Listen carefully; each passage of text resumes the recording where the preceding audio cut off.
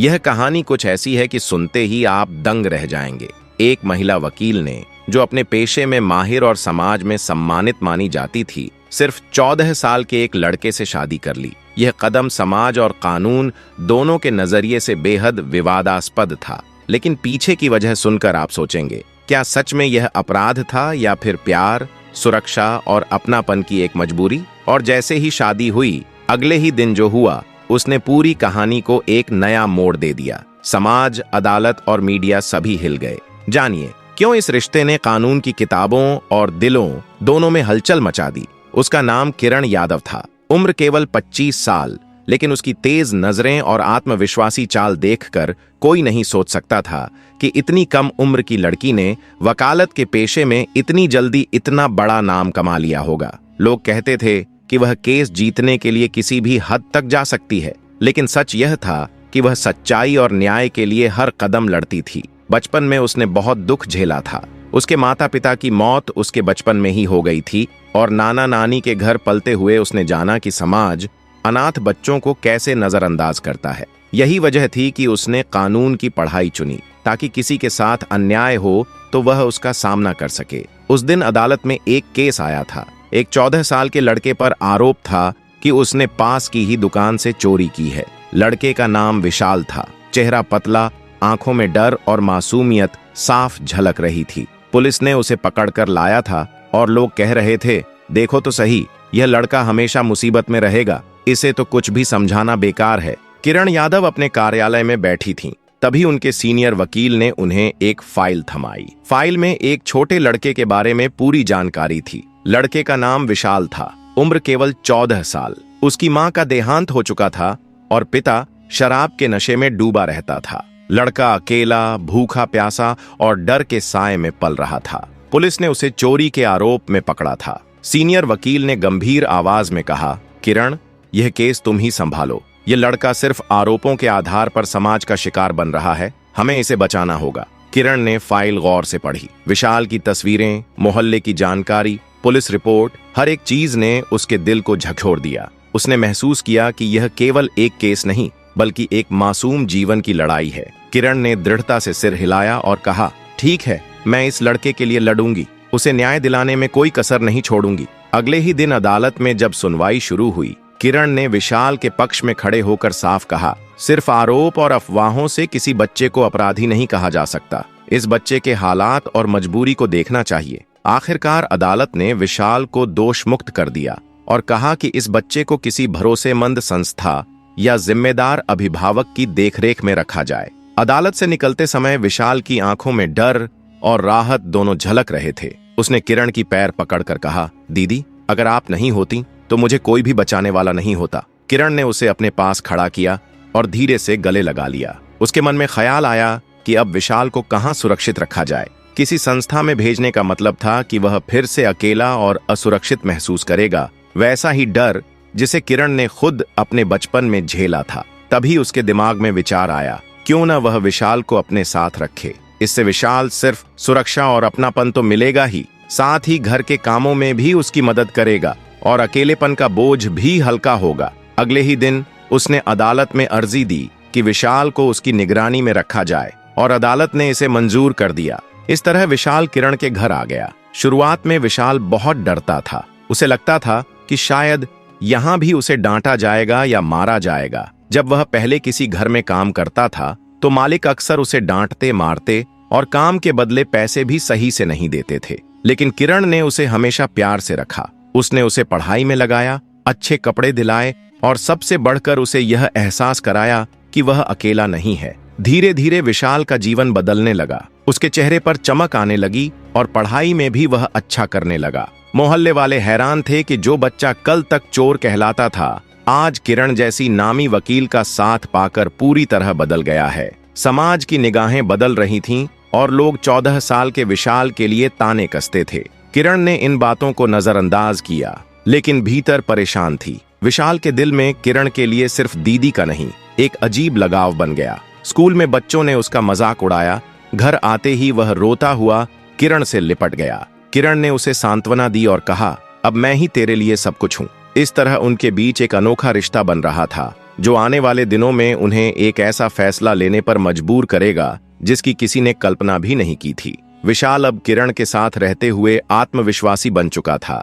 कभी डर लगता, कभी किरण ही उसकी पूरी दुनिया लगती। किरण हर वक्त उसकी देखभाल करती, नाश्ता, स्कूल, होमवर्क और रात को सिर पर हाथ फेरते हुए कहती, तू अकेला नहीं है, मैं तेरे साथ हूँ। धीरे धीरे दोनों के बीच का रिश्ता गहरा हो गया, लेकिन कभी कभी रात को अकेले में सोचती कि क्या सचमुच वह विशाल को अपनाकर कोई गलती कर रही है। लेकिन जैसे ही विशाल उसकी गोद में सिर रखकर सो जाता, सारे सवाल धुंधले हो जाते और उसे बस यही लगता कि वह सही कर रही है। विशाल की पढ़ाई में रुचि बढ़ती गई। उसने अच्छे अंक लाने शुरू कर दिए और स्कूल के अध्यापक भी अब उसकी तारीफ करने लगे थे। एक दिन टीचर ने क्लास में कहा, विशाल ने इस टेस्ट में बहुत अच्छा किया, तुम्हें मेहनत करनी चाहिए। लेकिन बच्चे फिर भी उसे ताने देते, तेरी माँ नहीं, तेरे पास वकील दीदी है। ये बातें विशाल को चुभती और वह किरण से कहता, दीदी अब मुझे माँ क्यों नहीं कहने देती? अगर मैं आपको माँ कह दूं तो सबकी बातें खत्म हो जाएंगी। किरण उसके भोलेपन पर मुस्कुरा देती, लेकिन मन ही मन सोचती कि सच तो यह है कि वह माँ से ज्यादा उसके लिए कुछ बन चुकी है। एक दिन अदालत से थकी हुई लौटती किरण, जहां उसने बड़ा केस जीता। विशाल ने भागकर पूछा, आप जीत गई ना दीदी? किरण ने गले लगाते हुए कहा, हाँ, तेरे विश्वास ने मुझे जिताया। विशाल अब पक्का जान गया कि वह किरण के बिना नहीं रह सकता। समय बीतता गया और विशाल 15 साल का होने लगा। मोहल्ले वाले और ताने देने लगे, कुछ सीधे कह देते, कागज दिखाइए वरना मुसीबत होगी। किरण इन सब से थक चुकी थी। एक रात किरण और विशाल छत पर बैठकर तारों को देख रहे थे। ठंडी हवा हल्की सी चल रही थी। विशाल ने हिम्मत करके कहा, दीदी अगर मैं हमेशा आपके पास रहूं तो। किरण थोड़ी हैरान हुई और मुस्कुराते हुए बोली, तू हमेशा रहेगा मेरे पास, इसमें क्या सोचने की बात है? विशाल ने धीरे से जोड़ा, मतलब वैसे जैसे पति पत्नी एक दूसरे के साथ रहते हैं। किरण उसकी आंखों में मासूमियत और गंभीरता दोनों देखकर सन्न रह गई। उसने तुरंत कुछ नहीं कहा, बस उसके सिर पर हाथ फेरते हुए कहा, विशाल अभी तू बच्चा है, इन बातों को समझने की उम्र नहीं है। लेकिन उस रात किरण करवटें बदलती रही। बार बार विशाल के शब्द उसे याद आते रहे। अगले दिन अदालत में केस लड़ते हुए भी उसका मन वहीं अटका रहा। लौटकर उसने विशाल को पढ़ाई करते देखा और मन में अजीब सी शांति महसूस हुई, जैसे उसने खुद मान लिया हो कि यह रिश्ता अब साधारण नहीं रहा। दिन गुजरते गए और समाज का दबाव बढ़ता गया। एक दिन स्कूल से खबर आई कि विशाल ने हाल ही में हुए टेस्ट में सबसे ज्यादा नंबर लाए थे। यह सुनकर कुछ बच्चों को जलन होने लगी और उन्होंने फिर से विशाल का मजाक उड़ाना शुरू कर दिया, सिर्फ इसलिए कि वह किरण के घर रहता है। विशाल रोते हुए घर आया और बोला, अगर हमारा रिश्ता दुनिया के सामने साफ नहीं हुआ तो लोग मुझे यूं ही सताते रहेंगे। किरण अब टूट चुकी थी। वह नहीं चाहती थी कि विशाल वही दुख सहे जो उसने अपने बचपन में सहा था। उसी रात दोनों ने एक दूसरे से वादा किया कि वे समाज से लड़ेंगे, चाहे जो भी हो। कुछ दिन बाद उन्होंने एक ऐसा कदम उठाने का फैसला किया जिसकी किसी ने कल्पना भी नहीं की थी, शादी का फैसला। किरण जानती थी कि यह कानूनी और सामाजिक दृष्टि से असंभव सा है, लेकिन उसके दिल ने मान लिया था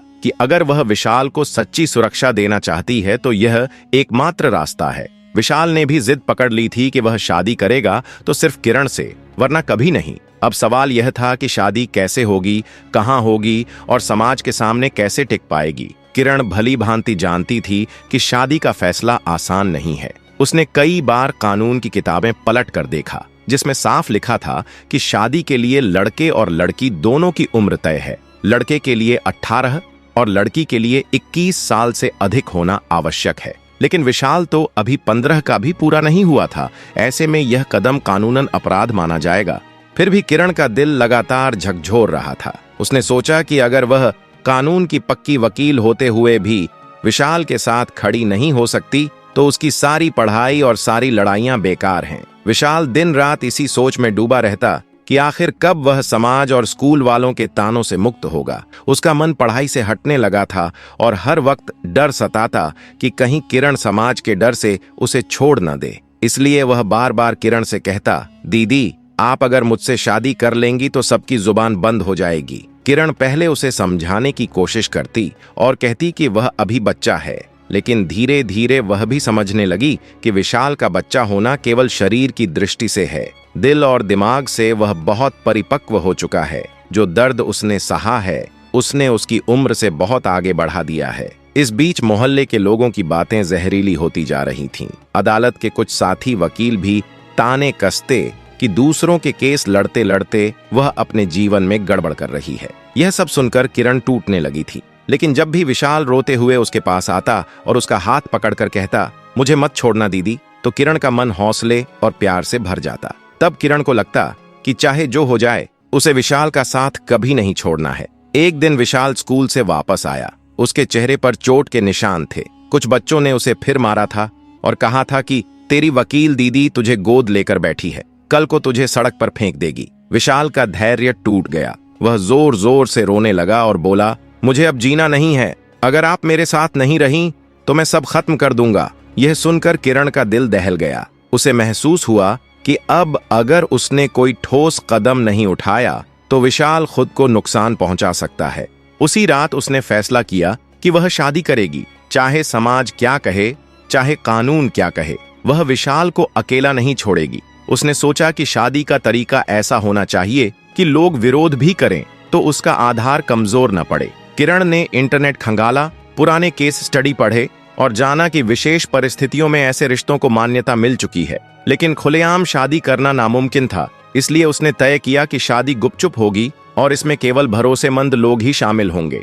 किरण ने अपने एक दोस्त दीपक को अपने मन की बात बताई। दीपक पहले तो चौंक गया और बोला, किरण, तुम समझ भी रही हो क्या? यह समाज तुम्हें जीने नहीं देगा। लेकिन जब उसने किरण और विशाल का दर्द सुना तो उसकी आंखें भी भर आईं। उसने कहा, अगर यह तुम्हारे और विशाल की जिंदगी बचाने का एकमात्र रास्ता है तो मैं तुम्हारे साथ हूं। इससे किरण को हिम्मत मिली। अगले कुछ हफ्तों तक किरण ने विशाल को मानसिक रूप से तैयार किया, समझाया कि यह कदम आसान नहीं है, लोग गालियां देंगे, शायद कानून भी सजा दे, लेकिन अगर वह उसके साथ है तो सब सह लेगी। विशाल ने दृढ़ता से कहा, दीदी, मैं तैयार हूं, आपके बिना मैं जी नहीं सकता। शादी का दिन तय हुआ एक छोटे से मंदिर में, जहां ज्यादा लोग नहीं थे, केवल पुजारी और दीपक जैसे विश्वसनीय गवाह। उस दिन सुबह विशाल ने पहली बार दर्पण में खुद को दूल्हे की तरह कल्पना की। किरण ने पहली बार साड़ी पहनते हुए खुद को दुल्हन की तरह देखा। दोनों के दिल धड़क रहे थे, डर भी था और अजीब सा सुकून भी। जब मंदिर की घंटियां बजीं और मंत्रों की आवाज गूंजी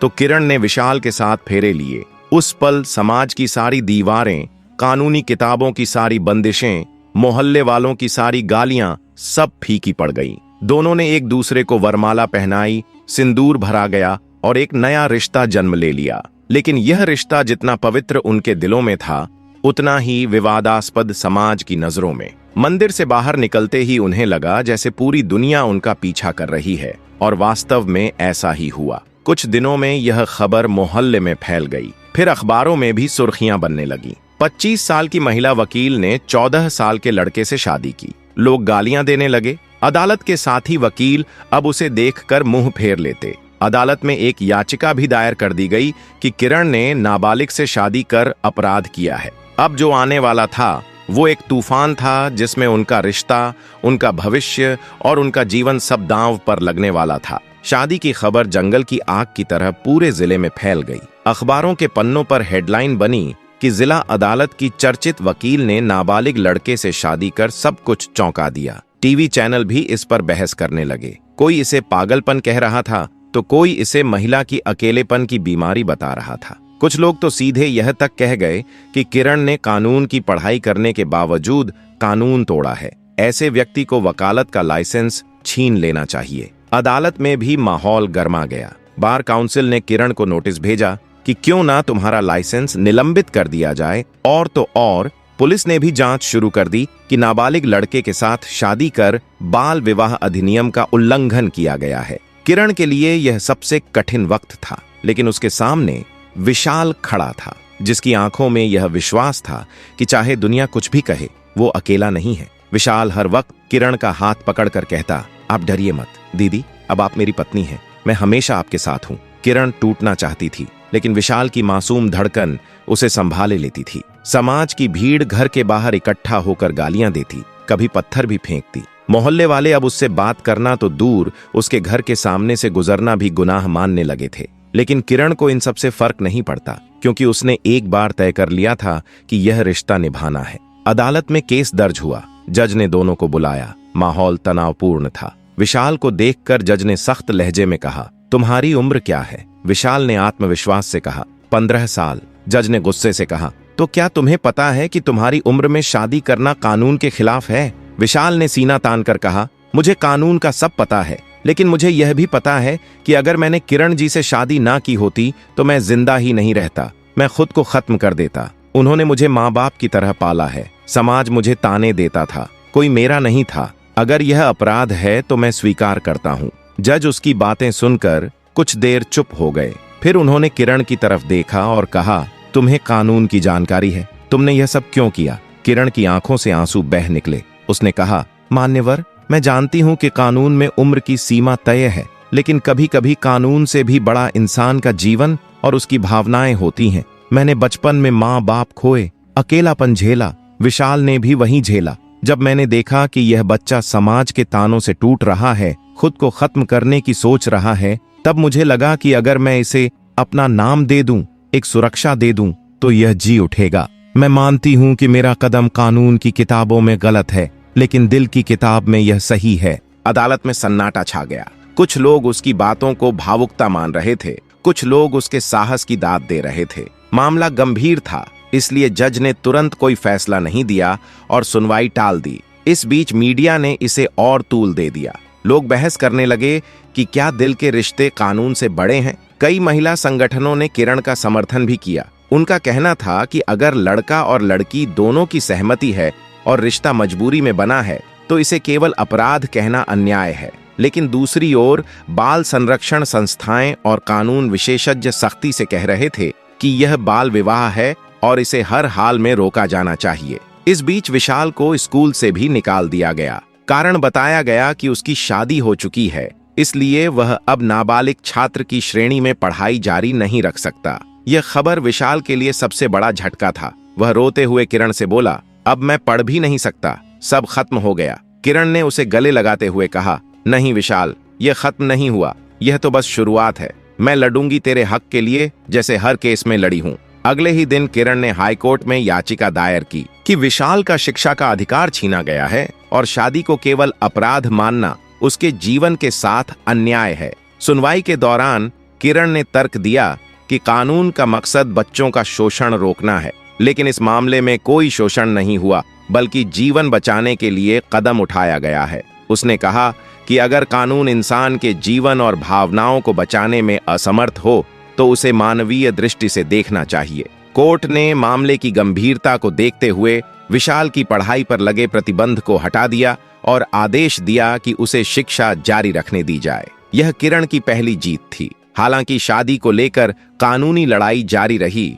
लेकिन इस बीच समाज का नजरिया धीरे धीरे बदलने लगा। कुछ लोग अब कहने लगे कि शायद किरण ने गलत नहीं किया, उसने एक अनाथ लड़के की जिंदगी बचाई। विशाल अब पढ़ाई और खेलकूद में चमकने लगा। 18 साल का होने पर किरण ने कहा, अब हमारा रिश्ता कानून के हिसाब से भी वैध है। विशाल मुस्कुराया, हमारा रिश्ता तो उसी दिन वैध हो गया था जब आपने मेरा हाथ थामा था। समाज ने धीरे धीरे सम्मान देना शुरू किया। अदालत ने भी फैसला सुनाया कि परिस्थितियों को देखते हुए यह रिश्ता मान्य है। किरण ने विशाल का हाथ थामकर संतोष महसूस किया कि उसने उसे तानों और दर्द से बचाया और अब वह आत्मनिर्भर और सफल है। विशाल ने अपनी पढ़ाई पूरी कर वकालत की डिग्री ली और किरण के साथ अदालत में खड़े होकर कहा, अब हम दोनों मिलकर हर उस बच्चे का केस लड़ेंगे जिसे समाज और हालात ने अकेला छोड़ दिया है। यह दिन उनके लिए जीत का दिन था, कानून की नजर में भी और दिल की नजर में भी। उनकी कहानी साबित करती है कि प्यार और अपनापन उम्र, कानून और समाज की सीमाओं से बड़ा होता है।